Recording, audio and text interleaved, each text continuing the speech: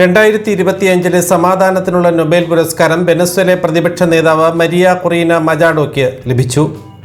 വെനസ്വേലയിലെ ജനങ്ങളുടെ ജനാധിപത്യ അവകാശങ്ങൾക്കും സ്വേച്ഛാധിപത്യത്തിൽ നിന്ന് ജനാധിപത്യത്തിലേക്കുള്ള അധികാര കൈമാറ്റത്തിനും നടത്തിയ ഇടപെടലുകൾക്കുള്ള അംഗീകാരമായാണ് പുരസ്കാരം.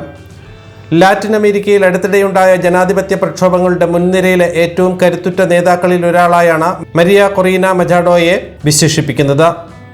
വെനസ്വേലയിലെ ചിതറിക്കിടന്ന പ്രതിപക്ഷ കക്ഷികളെ ഒന്നിപ്പിക്കുന്നതിൽ നിർണായക പങ്കാണ് ഇവർ വഹിച്ചത്. സമാധാന നൊബേലിനായി ഏറെ വാദഗതികൾ ഉയർത്തിയ US പ്രസിഡന്റ് ഡൊണാൾഡ് ട്രംപിന് പുരസ്കാര പ്രഖ്യാപനം ഏറെ നിരാശയാണ് സമ്മാനിച്ചത്. വെനസ്വേലിയൻ പ്രതിപക്ഷ നേതാവും ദേശീയ അസംബ്ലി അംഗവുമായ മരിയ കൊറീന മജാഡോ 2002 രാഷ്ട്രീയത്തിലേക്ക് എത്തുന്നത്.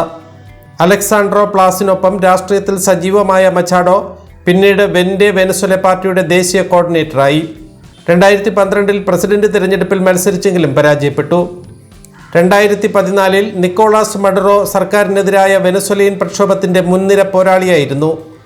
2018 BBC തിരഞ്ഞെടുത്ത ലോകത്തെ 100 ശക്തമായ വനിതകളിൽ ഒരാളാണ്. ഈ വർഷം ലോകത്തെ സ്വാധീനിച്ച 100 വനിതകളെ ടൈം മാഗസിൻ തിരഞ്ഞെടുത്തപ്പോഴും മജാഡോ ഉൾപ്പെട്ടിരുന്നു.